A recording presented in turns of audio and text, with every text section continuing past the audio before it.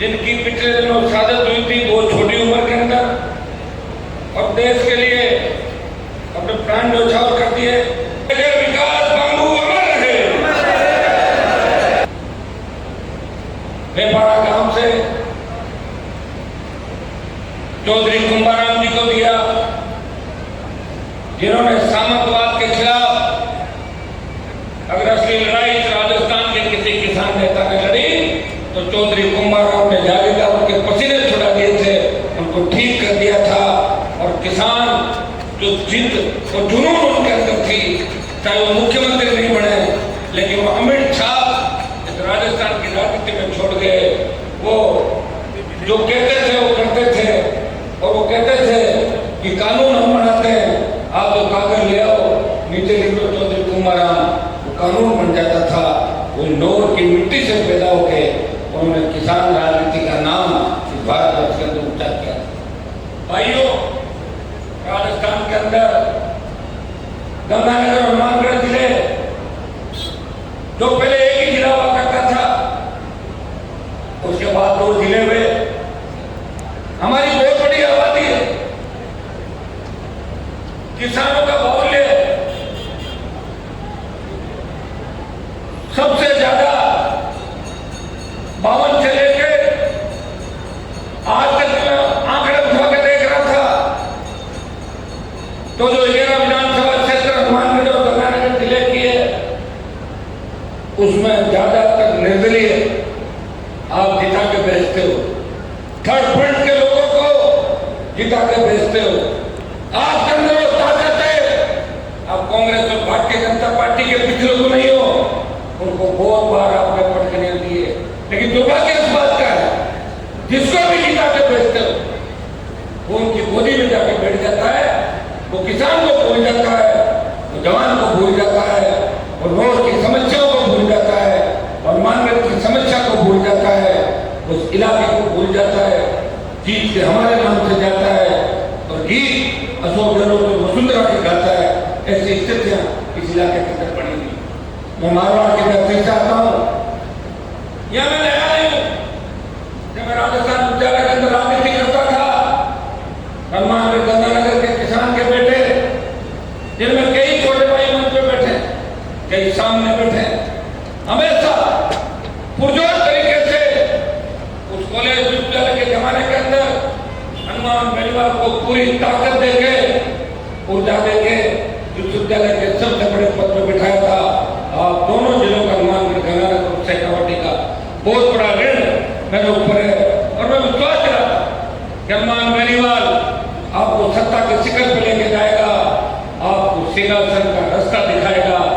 समय जरूर लगा, लेकिन मुझे याद है कि 20-25 साल पीछे मुड़ के देखते हैं, तब ये बात आती थी, ये हनुमानगढ़ है, ये सीकर है, ये नागौर है, ये भरतपुर है। इस बात को अगर खत्म किसी ने किया, नौजवानों ने किया, सोशल मीडिया की बहुत बड़ी देन है, और नौजवानों ने एक क्रांति के माध्यम से ये काम कर दिया। अब एक ही बात आती है कि किसान के लिए कौन लड़ रहा है। तेजा जी की देखभाल के साथ इस किसान को आगे बढ़ाने का प्रयास कौन कर रहा है। आपकी नजरें उसी व्यक्ति पर टिकी हुई है। मैं विश्वास दिलाता हूँ, जिस तरह राजस्थान की विधानसभा के अंदर तेजा जी के देखभाल के साथ किसान को आगे बढ़ाने के लिए मुकार रैलियों के माध्यम से आप सब भाइयों को जगा के सत्ता का रास्ता दिखाया था। जब दिल्ली गया तो लोकसभा के अंदर भी वीर तेजा जी का देखभाल लगा के देश को संदेश दिया, मैं उस कौम से आता हूँ जिस कौम से वीर तेजा जी मारा जाता है, जो 1000 साल पहले गाय की रक्षा के लिए अपने प्राण न्यौछावर किए। या तो राजा राम ने वचन के खातिर 14 वर्ष का वनवास भोगा था, या वीर तेजा जी महाराज ने अपना वचन निभाने के खातिर 1000 साल पहले 55 साल की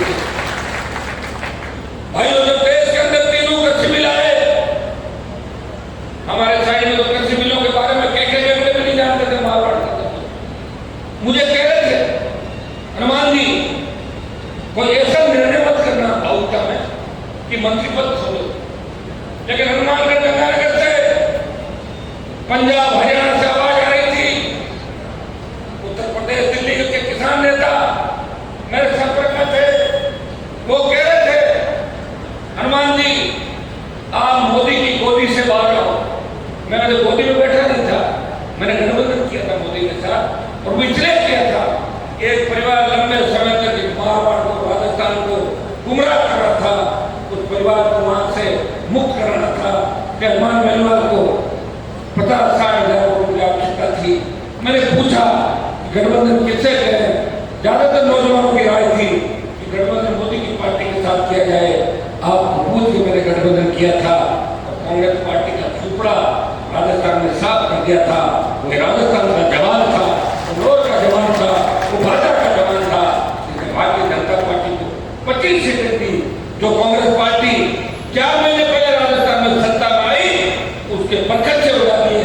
सीएम के बेटे को हराकर आपने संदेश दिया हम वो है जो चाहे जो कर सकते हैं, और राजस्थान के जवानों ने उससे मेरा साथ दिया और मैंने कहा था कि मिशन 25 पूरा करेंगे और आपने मिशन 25 पूरा किया राजस्थान। और मिशन 25 आरएसपी के नौजवानों की ताकत और जोश और उत्साह से पूरा हुआ था। तीनों कृषि बिलों के बाद जब किसान नेताओं ने बात करी, मैंने किसी ने नहीं पूछा, छोटे भाइयों की भावना थी कि मैं एनडीए छोड़ूं, सड़क पर किसानों के साथ रहूं और उन कृषि बिलों का सबसे ज्यादा असर कहीं पड़ता और नोट बाजरा हनुमानगढ़ गंगानगर हरियाणा उत्तर प्रदेश और दिल्ली के जमींदारों को उसका असर पड़ रहा था। ये जो मंडी प्रांगण में देख रहा हूं, मंडियां तो हमारे उधर भी है, इतने बड़े सेट नहीं करेगा आपका नहीं इलाका रोड के अंदर। मैं नोर की बात में भी आ गया कि हमारे नेता चाहते तो नोर अभी तक पूरा चिंतित हो रहा है, तो बात में आ गया भाइयों। जब देश के किसान नेताओं ने कहा कि हनुमान जी आपकी नई पार्टी है, आप अगर सत्ता छोड़ दो तो देश के जवान उबार आएगा और मोदी को 3 दिन वापस जाने पड़ेंगे। भाइयों NH4 जो जयपुर दिल्ली जाता है, गुजरात का दिल्ली का जो कनेक्शन है, अब उसको तोड़ने का किसी ने प्रयास किया, NH8 जाम करके मोदी को चेतावनी दी और सत्ता छोड़ के 70 दिन सड़क पर बैठा। तो नागौर का सांसद था जिन्हें किसानों के सम्मान के लिए दिल्ली के मंत्री। अभी छोटा भाई हर्ष जो बात कह रहा था, हम कितना तकलीफ कर रहे हैं, कौन सुनने वाला भाई? हमारी पहलवान बेटियां जंतर मंतर पे न्याय के लिए लंबा आंदोलन करें लंबे समय।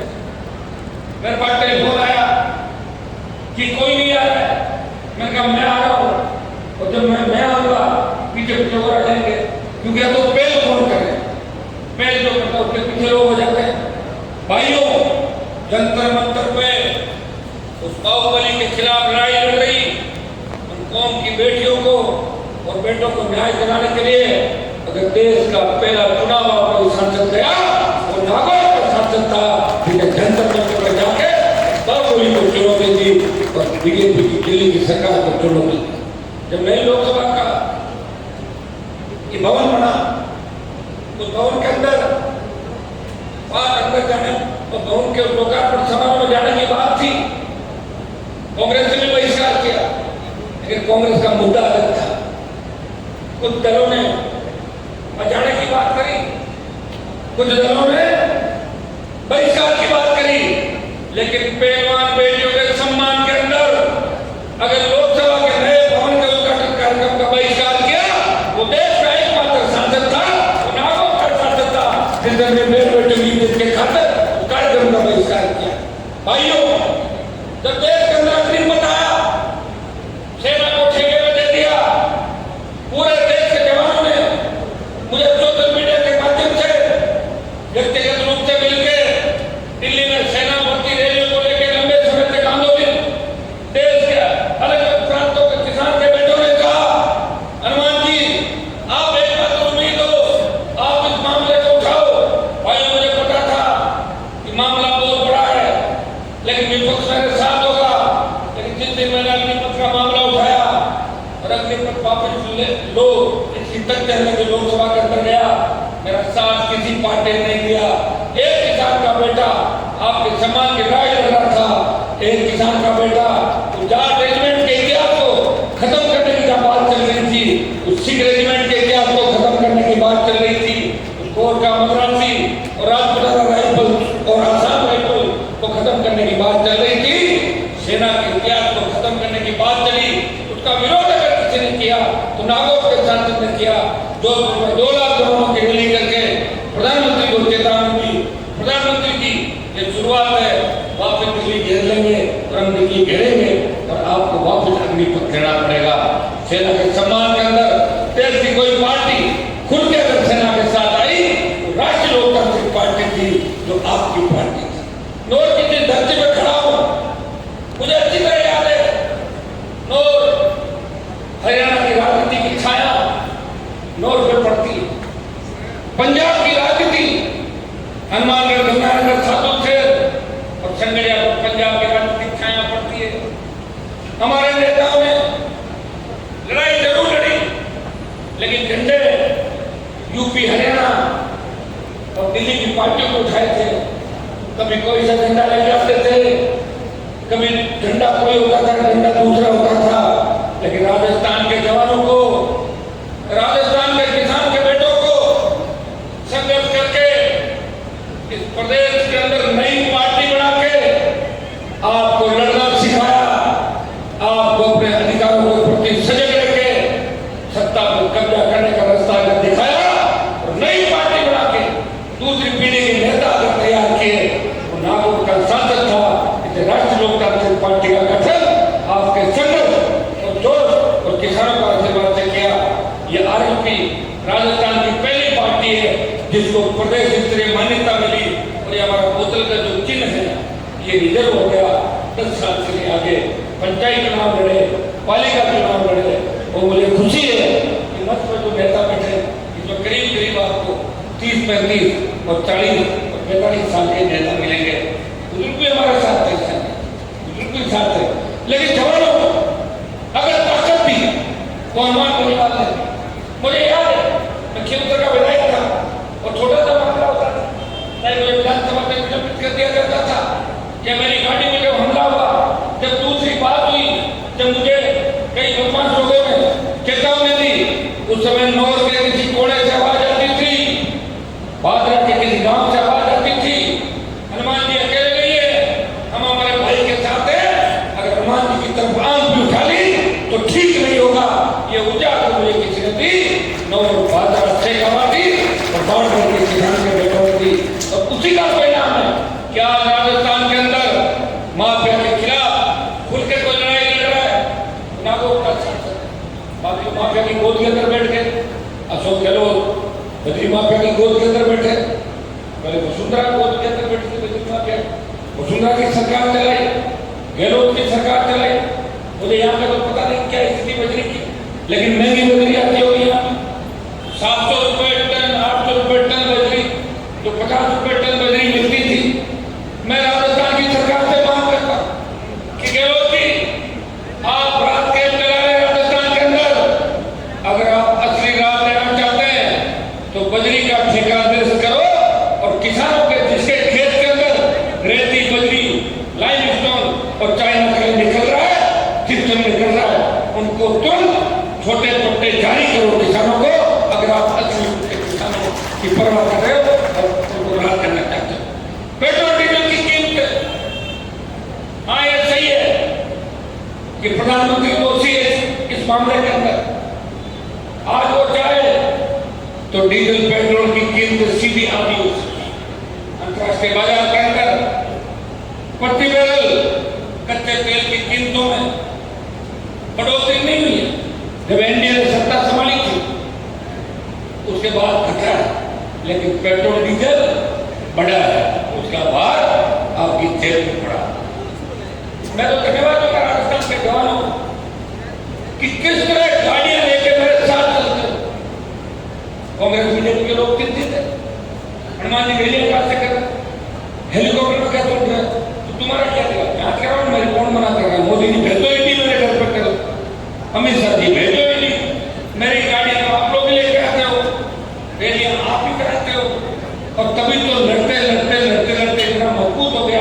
और आपने भी एक बात हमेशा कही, हनुमान जी थकना मत, रुकना मत, लड़ना है। हम सत्ता के करीब हैं, सेमीफाइनल में जरूर लड़े राजस्थान के साथ, लेकिन फाइनल मुकाबले तक कोई किसान नेता फाइनल मुकाबले तक राजस्थान की खातिर की लड़ाई न करने को।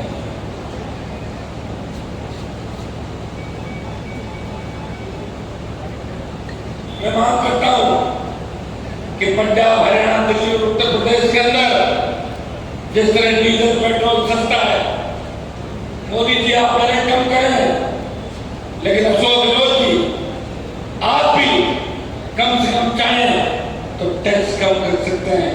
8 से 10 रुपए की राहत इस राजस्थान की जनता को पेट्रोल डीजल के माध्यम से दे सकते हैं।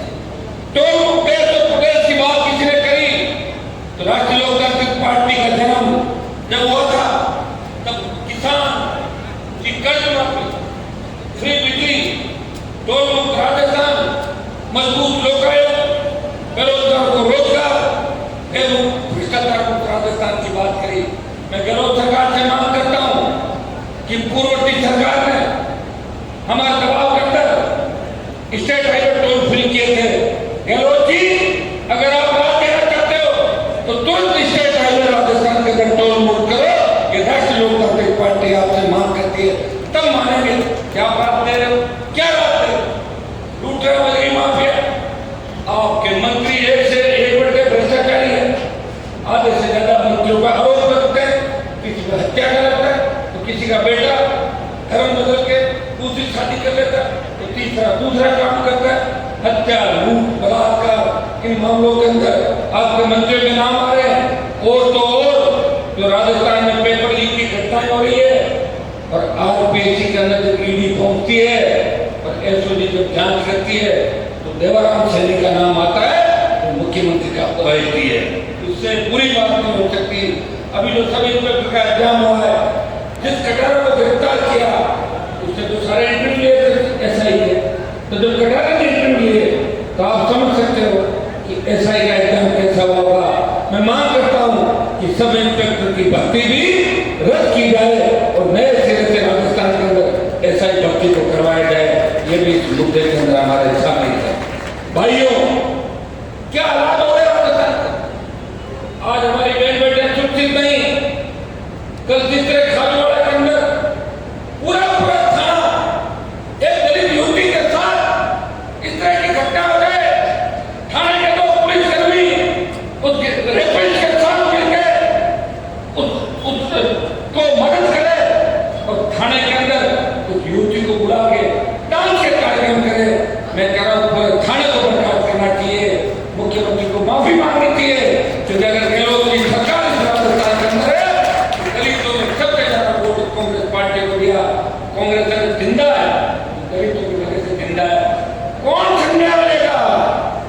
कोई लोक देवता नहीं आएगा आपको बचाने के लिए। आपको अपनी ताकत, खुद को ही ताकत बढ़ के आगे आना होगा, अपने लोगों को पहचानना होगा। जिस दिन आपने अपने लोगों को पहचान लिया, जिस दिन आपने ठगों को पहचान लिया, ये ठगने के लिए आ रहे हैं और ये मदद करने के लिए आ रहे हैं, उस दिन सारा काम अपने आप ठीक हो जाएगा। मैं एक जगह भूल गया था धना भगत जी महाराज का, धना भगत जी महाराज की, क्योंकि आपका हनुमानगढ़ कर्नाटक के अंदर धनावंत जी जो हमारे भाई है स्वामी, उनकी भी बहुत बड़ी शक्ति, वो भी हमारे भाई है। देखिए हमारा समाज कितना बड़े हृदय वाला समाज था। जट सिंह बने, विष्णु बने, सिद्ध बने, धनावंत सिंह स्वामी बने, अलग अलग पंथ और धर्म जो है देश के अंदर उनका स्वागत किया और अनुपालना की, पालना की, पर्यावरण के लिए अपने प्राण न्यौछावर कर दिए। और देश की सीमाओं का अगर इतिहास देखोगे, देश की सीमाओं में सबसे ज्यादा साधन अगर किसी ने दी है तो इस कौम के गवर्नर ने दी है, जिन्होंने कारगिल की लड़ाई के अंदर अगर पहली साधन दी इसी कौम ने दी। तो कारगिल की लड़ाई का इतिहास उठा के देखोगे तो आधे में हम थे और आधे में पूरे साधन देने वाले लड़ाई के अंदर। अमेरिका के अखबार के अंदर छपा था, कारगिल की लड़ाई के बाद 20,000 फीट ऊंची पानी पे 50 किलो घोड़ा बारूद और AK-47 राइफल लेके